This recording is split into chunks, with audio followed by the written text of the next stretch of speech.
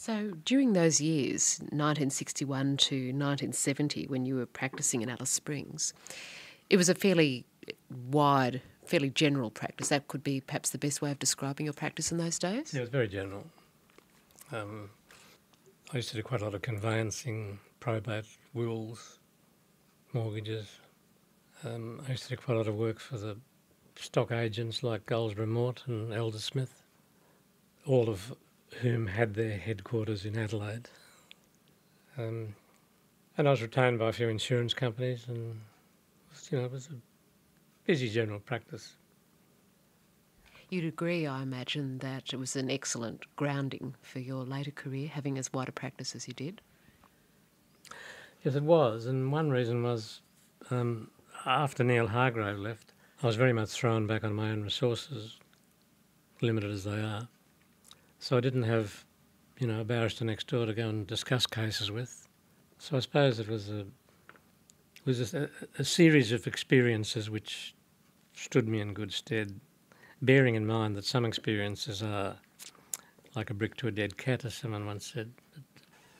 What do you mean by that exactly? They're not always good. You then went to Darwin, I believe, in 1970 to 1974, where I imagine work got even more busy for you. Yeah, except that I was only doing court work. I worked for a solicitor there and then went into partnership with two people.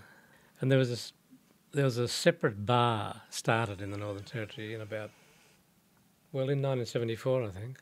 It was started by Michael Maurice, who later became a federal court judge, and Tom Pauling, who's now the Northern Territory Administrator. I stayed in partnership, and then I took silk in August 74, and I joined the other two. So we had a bar of three. A third of it was Queen's Counsel. You were almost, the first silk, weren't you? The second, were you? Yeah, Dick Ward was the first. The first, or second, as you say, appointed in the Northern Territory. Yeah. Dick Ward was a long-standing Northern Territory resident. He actually started the practice that I bought from Neil Hargrave, and he went into politics, and he was a great advocate. He became a judge and died a few years ago. But I finally decided it really wasn't appropriate that I would stay in partnership as a Queen's Counsel, so I came to an agreement with my partners that they would buy me out. None of us had any money, we spent it all at lunch. But we agreed on a figure, and they said, look, you can have your room and the secretary and the receptionist all free for 5 years. And I thought, well, that's a good idea. It was a good idea too, until 3 months later the building blew over. Blew over? Cyclone Tracy. Of course. So that was the great frustrated contract. So then, of course, you witnessed firsthand the aftermath of the cyclone. Oh, yes. Yeah. And the rebuilding of Darwin. Yes. There were mad months. Because I had 6 children by then, and they all had to leave. I should have kept a diary, but it was we seemed to be teetering on the edge of complete anarchy. I was going to say, what was it like in those? I was only a child myself at the time when Cyclone Tracy happened. What was it like with the aftermath of the cyclone? We heard, for example, in New Orleans, when they had their disaster a few years ago, there was looting, there was all kinds of things going on. Was there a similar situation in Darwin after Cyclone Tracy? Yeah, well, there were a lot of people who had suddenly become homeless, and there was no water because there was no power. So there was no water and no sewerage system. There was something like 10,000 people were accommodated at the Casuarina High School, and they were all, in the end, flown out with the RAF.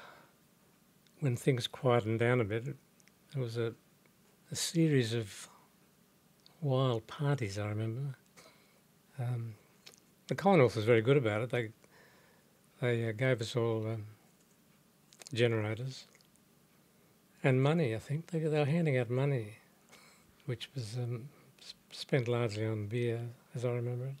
So how long did it take for things to be put gradually to rights? Oh, year or two, there was a long period when the government, the Commonwealth government and local politicians were trying to make up their minds what to do with the place. You know, there were some people who seriously said Darwin shouldn't not be rebuilt because this would happen again. It had happened once before. And if it had happened on a high tide, a high king tide, there'd have been a catastrophic tidal wave, and the Commonwealth made a regulation which was entirely unconstitutional, which required a permit to get into Darwin. So in other words, a lot of red tape. Oh yeah, there was a Darwin Reconstruction Commission which had a number of chairmen. The place was swarming with consultants telling us, you know, how to survive the next one, and they made a great deal of money out of it all. As consultants do. Yeah. Eventually it was probably all to the better, because whereas houses before the cyclone were very poorly built, mainly again by the Commonwealth of Australia, they were really just fibro dwellings sitting on top of piers and a wooden floor and pinned to the floor but not to the ground. So you could go out to the northern suburbs after the cyclone and see rows and rows of piers and floors, but no houses. So what about your practice? You were having to pull it back together, and during those months. Yes.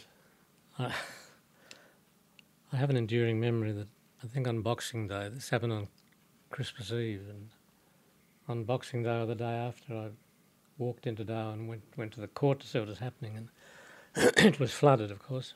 Someone had left a turkey in court number 4, a dead one.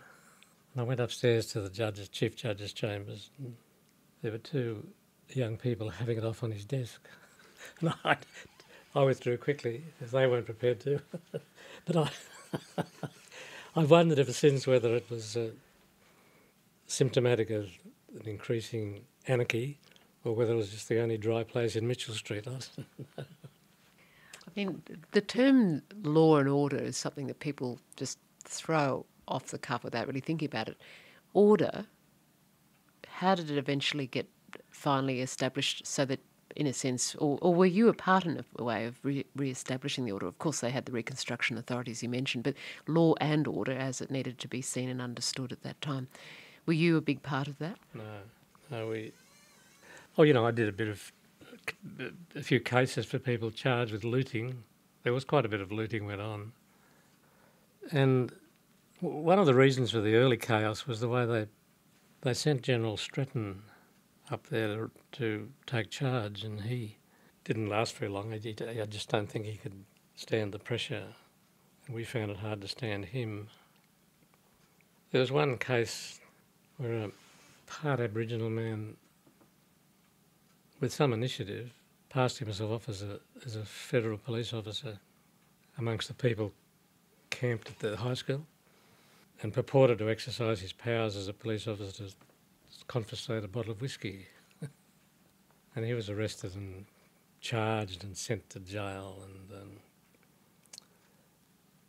But during the proceedings before the Chief Magistrate, Stretton decided that this man was being victimised, and he, Stretton, would put the court in order. So he marched over and burst into the court, told the magistrate that he had superior authority. The magistrate told him in no uncertain terms what his view of their respective superiorities was. And it all died away, but it was sort of madness that Stretton displayed from time to time. He really thought he had unlimited executive power. I'm not sure what power he really did have, but we weren't in a position to argue much. So it was an interesting and fairly clear-cut case where the 2 separate arms, if you like, of the legislature came into literal collision. A great collision between the judiciary and the executive, the like of which hadn't been seen since God knows when.